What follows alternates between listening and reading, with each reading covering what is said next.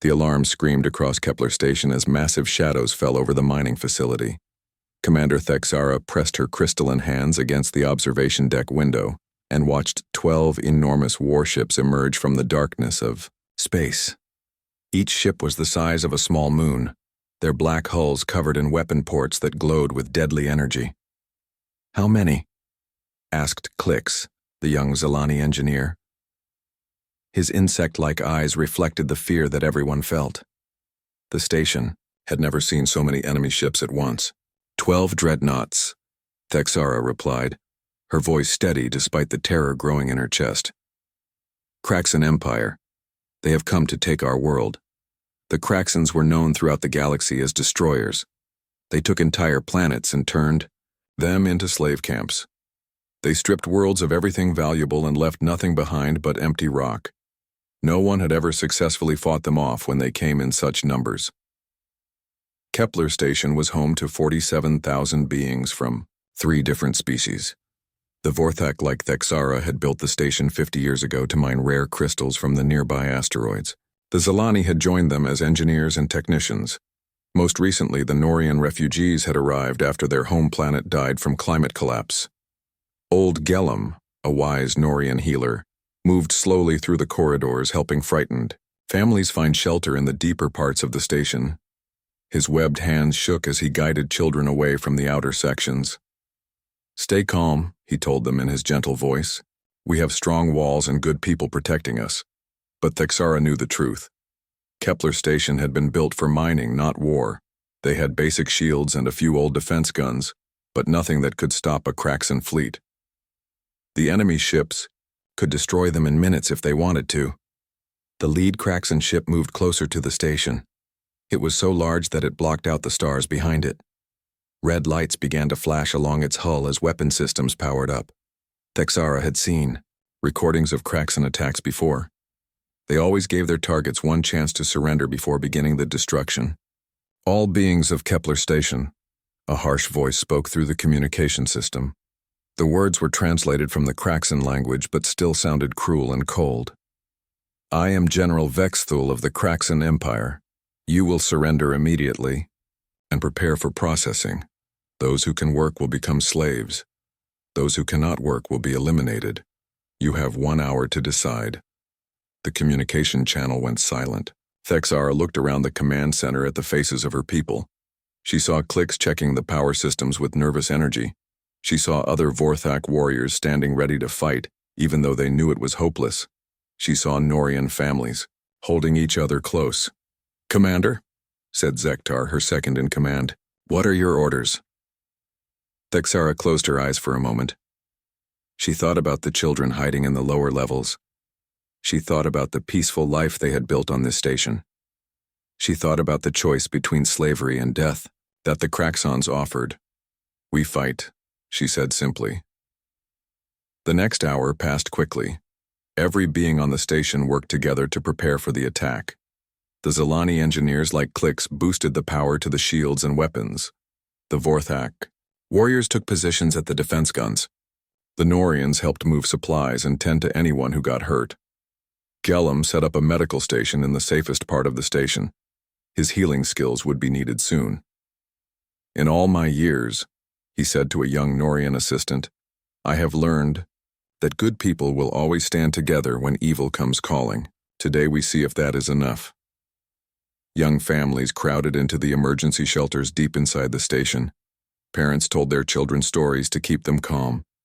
Some of the older children asked why no one was coming to help them. Their parents had no good answer to give. The weapons on Kepler Station were old mining lasers that had been converted for defense. They could cut through asteroid rock, but Kraxan ship armor was much stronger. The shields were designed to protect against space debris, not military weapons. Everyone knew they were badly outmatched. When the hour ended, General Vexthul's voice returned to the speakers. "You have chosen death over service, so be it. Begin the attack." The first energy beams struck Kepler Station like giant hammers. The shields flared bright blue and held for a few seconds before sections began to fail.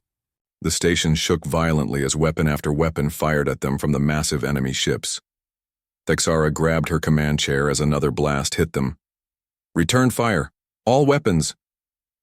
The station's defense guns shot back at the Kraxan ships. Their beams looked like tiny sparks against the huge enemy vessels.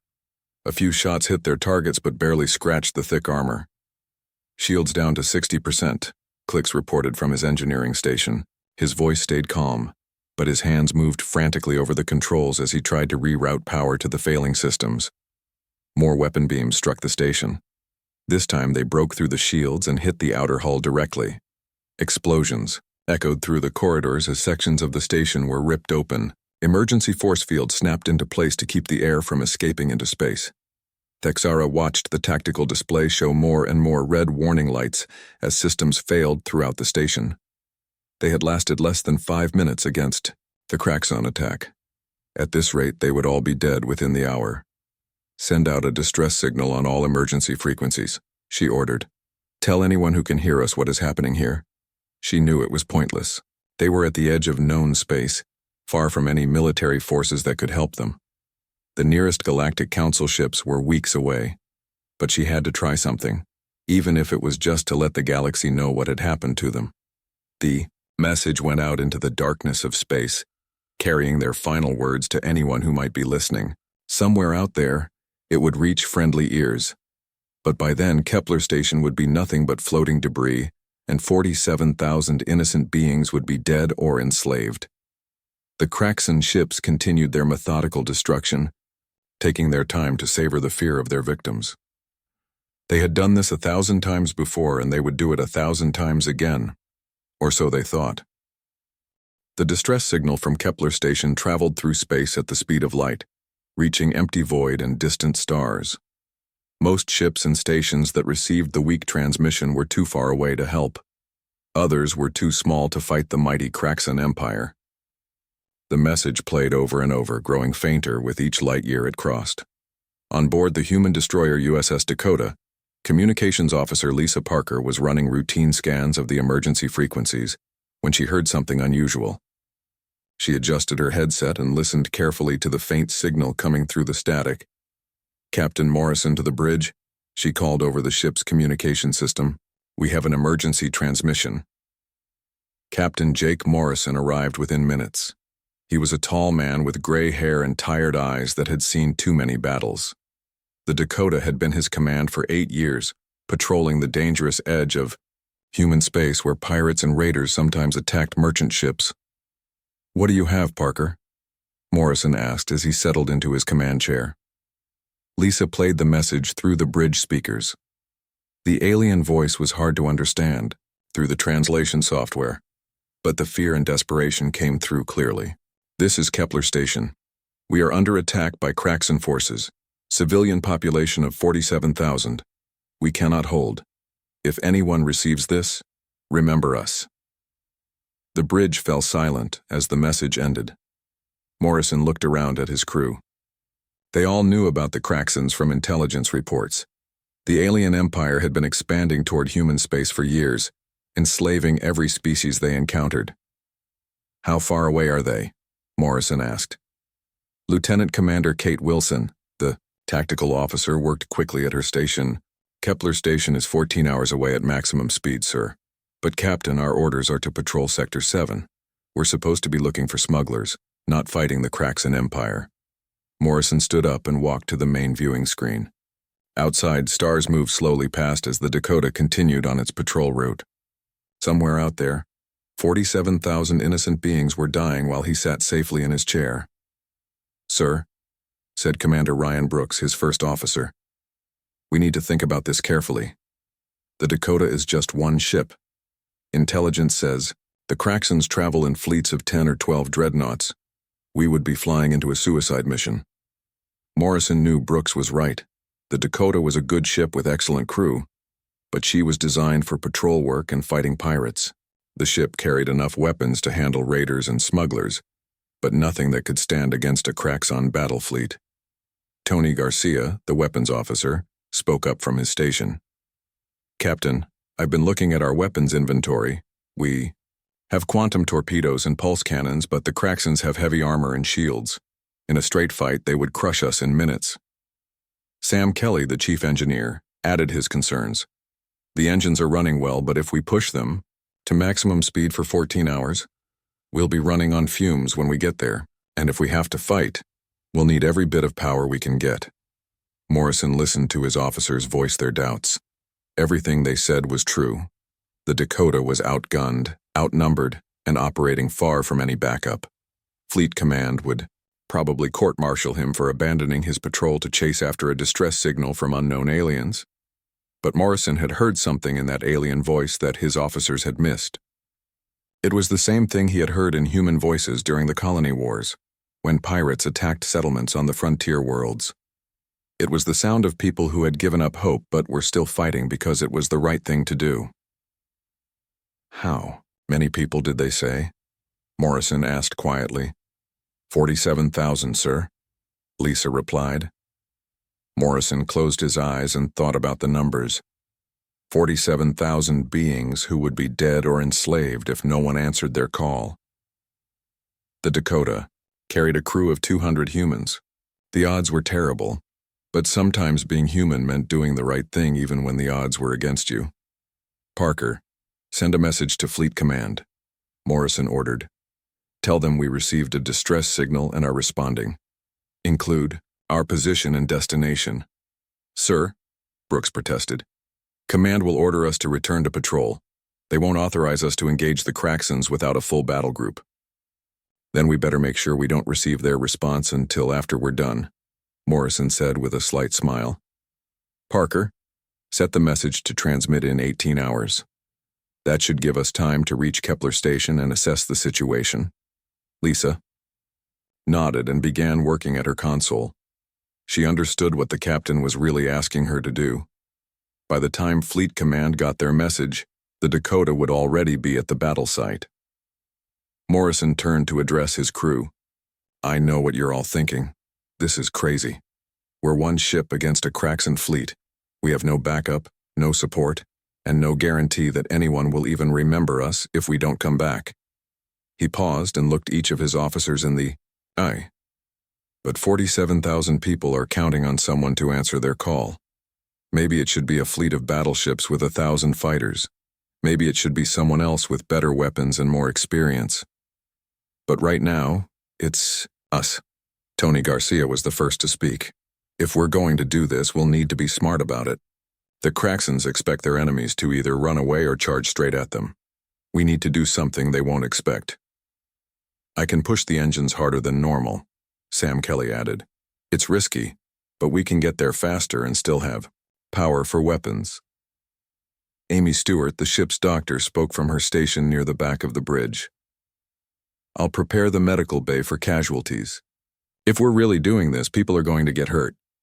Morrison felt a surge of pride in his crew. They were scared, just like he was, but they were willing to risk everything for strangers they had never met. That was what made humans special. In a galaxy full of species that looked out only for themselves. Set course for Kepler Station, Morrison ordered. Maximum speed. And remember, people, we're not going there to die. We're going there to win. The USS Dakota changed course and accelerated toward the distant battle.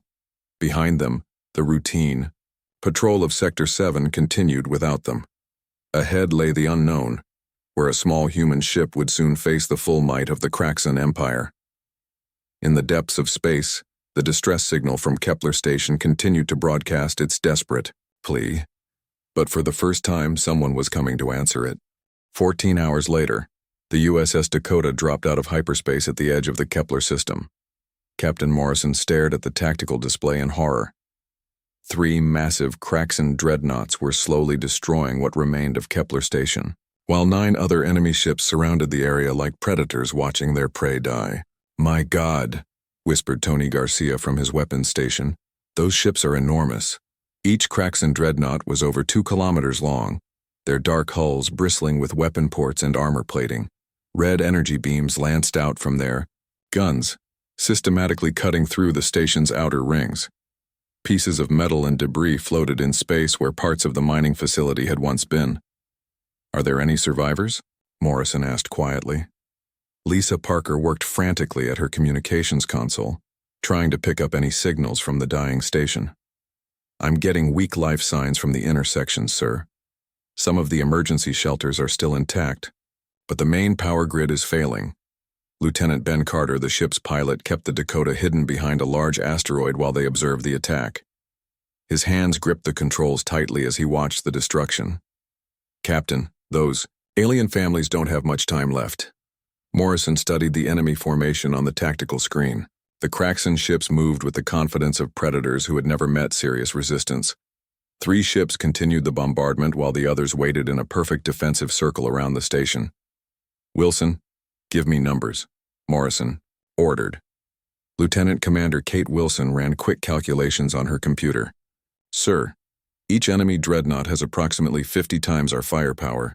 Their combined weapons could destroy us in seconds.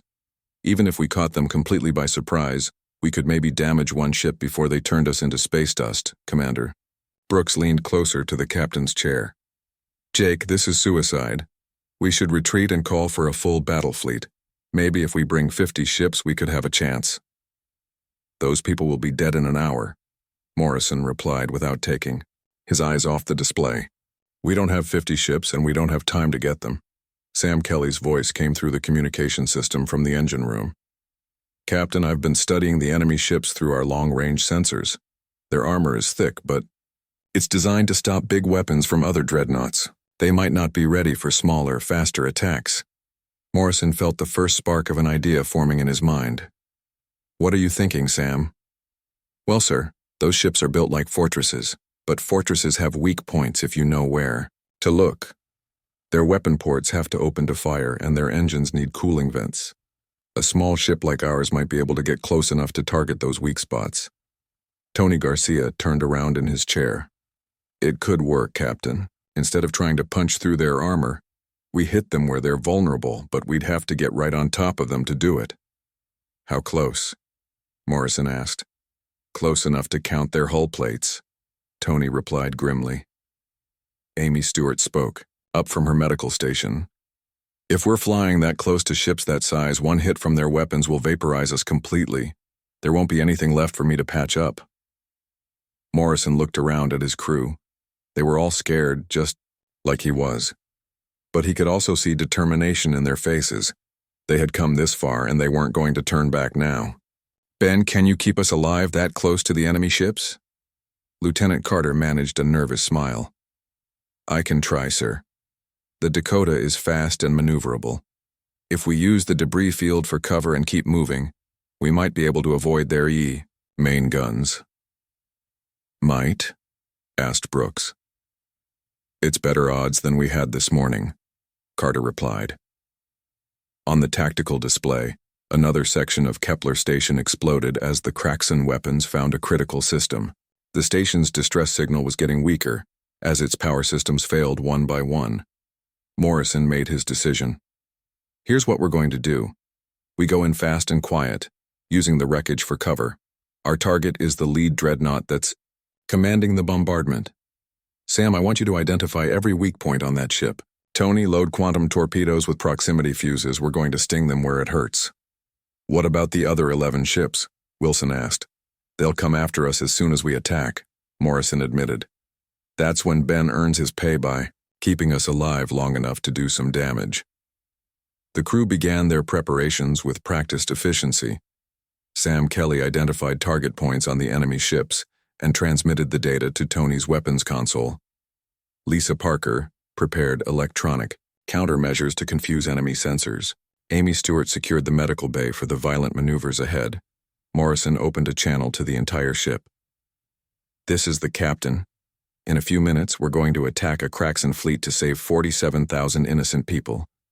The odds are terrible, and I won't lie to you about that. But sometimes being human means standing up for what's right, even when everyone says it's impossible. He paused, looking out at the enemy ships that filled the viewing screen. Today we're going to show the galaxy what humans do when good people call for help. We answer. All hands, prepare for combat. The Dakota moved silently through the debris field, using the wreckage of destroyed mining equipment to hide their approach. The human ship was tiny compared to the massive Kraxan dreadnoughts, but it carried something the enemy had never encountered before, the determination of humans who refused to abandon those in need. On Kepler Station, Commander Thexara watched. Her people die as the enemy weapons carved through their defenses. The shields were gone. The hull was breached in dozens of places and the emergency power was failing. In the shelters, families held each other close and waited for the end. But in the darkness of space, a single human ship prepared to change everything. The USS Dakota aligned itself for the attack run that would either save Kepler Station or die trying. Morrison gripped his command chair as the moment approached. "All stations report ready, sir," Brooks announced. "Take us in, Ben," Morrison ordered. "Let's show them what humans can do." The USS Dakota shot out of the debris field like a bullet from a gun. Lieutenant Ben Carter pushed the small ship to its maximum speed as they raced toward the massive Kraxon dreadnought that was leading the attack on Kepler Station. "Target lock achieved," Tony Garcia announced from his weapons station. His fingers hovered over the firing controls as the enemy's ship grew larger on the viewing screen. "Quantum torpedoes ready." "Fire!" Captain Morrison commanded. 6 bright torpedoes streaked through space and struck the Kraxon ship's engine cooling vents before the enemy could react. Massive explosions rippled along the dreadnought's hull as critical systems overloaded. The giant ship's engines flickered and died, leaving it drifting helplessly. "Direct hit!" Garcia shouted. "Their main engines are down." But Morrison knew their surprise attack had just made them the target of 11 other enemy ships. "Ben, get us out of here. All power to engines." The Dakota dove beneath the disabled dreadnought just as energy beams from the other Kraxon ships lit up the space where they had been. The massive weapons were designed to destroy other dreadnoughts, and they moved too slowly to track the fast-moving human ship. "They're trying to surround us," reported Kate Wilson from her tactical station. 3 ships moving to block our escape. Root. Morrison studied the tactical display as red symbols representing enemy ships moved to trap them. The Kraxons were used to fighting other large, slow warships that moved in predictable patterns. They weren't ready for something as small and fast as the Dakota. "Sam, how are our engines holding up?" Morrison asked through the communication system. Sam Kelly's voice came back from the engine room, nearly drowned out by the sound of overworked machinery. "We're running at 120% of rated power, Captain. She's holding together, but I don't know for how long." The Dakota weaved between the massive enemy ships like a fighter dodging through a forest of giants. Ben Carter's piloting skills were pushed to their limits as he avoided weapon beams that could vaporize them instantly. The G-forces from their violent maneuvers pressed everyone into their seats. "Second target acquired," Garcia announced as they approached another Kraxon dreadnought. "This one still has full shields." "Then we go through them," Morrison replied. "Amy, I need that scanner modification now." Dr. Amy Stewart had been working frantically to convert a medical scanner into an electronic warfare device. Her hands shook as she made the final connections. "Ready, Captain. This should disrupt their shield harmonics for about 30 seconds. That's all we need. Ben, take us straight at their command tower." The Dakota accelerated directly toward the second Kraxon ship in what looked like a suicide run. Enemy weapons tracked them, but the human ship was moving too fast and changing direction too quickly for the massive guns to get a lock. "Deploying. Scanner pulse now," Amy announced. An invisible wave of energy struck the Kraxon ship's shields, causing them to flicker and weaken. The Dakota fired its remaining torpedoes through the gap, targeting the command tower's communication arrays. The explosions destroyed the dreadnought's ability to coordinate with the rest of the fleet. Without communication, the Kraxon ships began firing at random, some of their shots nearly hitting their own vessels. "Their command network is down," Lisa Parker reported with excitement. "They can't talk to each other." But the Dakota's success came at a cost. One of the enemy beams had clipped their port engine, and warning lights flashed across every station on the bridge. "Port engine is offline," Sam Kelly reported. "We've lost 40% of our speed and maneuverability." Morrison could see more enemy ships closing in around them. The Kraxons were angry now, and they were bringing everything they had to bear on the small human ship that had dared to challenge them. On Kepler Station, Commander Thexara watched the impossible battle through her damaged sensors. The tiny, Human ship was dancing between enemy vessels that could crush it like an insect, striking at weak points with surgical precision. "How are they doing this?" asked Klix, the Zilani engineer. His compound eyes reflected amazement as he watched the tactical display. "They fight like no species I have ever seen," Thexara replied. "They do not try to match strength with strength. They use speed and cunning instead." Young Klix suddenly had an idea. "Commander, our mining sensors are still working. We could provide targeting data to help them find weak spots on the enemy ships." Thexara's crystalline features brightened with hope. "Do it. Send them everything we know about Kraxen's ship design." Back on the Dakota, Lisa Parker received the data transmission from the station. "Captain, the aliens are sending us detailed scans of the enemy ships. They're showing us structural weak points we never would have found." Morrison smiled grimly. The people they were trying to save were now helping them fight.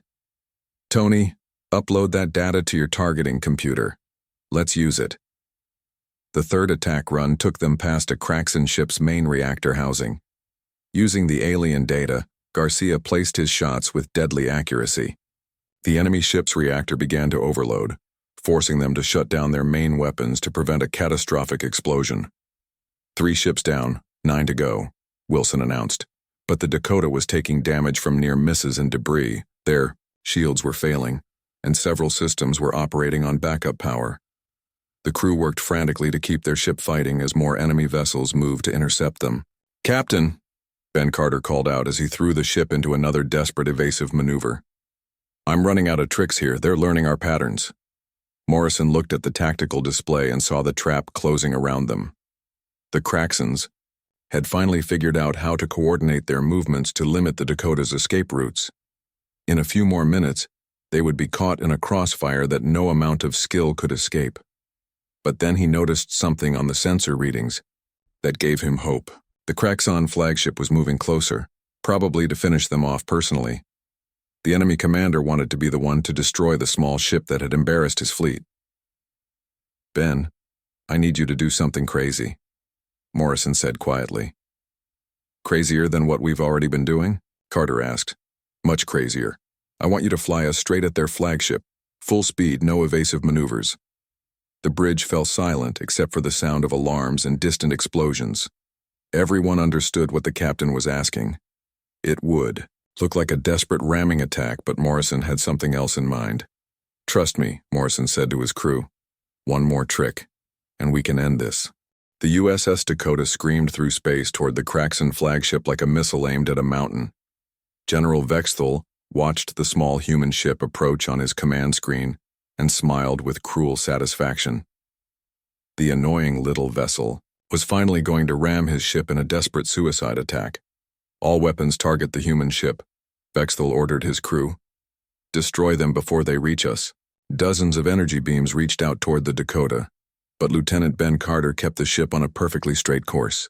It looked like certain death, but Captain Morrison had one final trick that the Kraxens would never expect.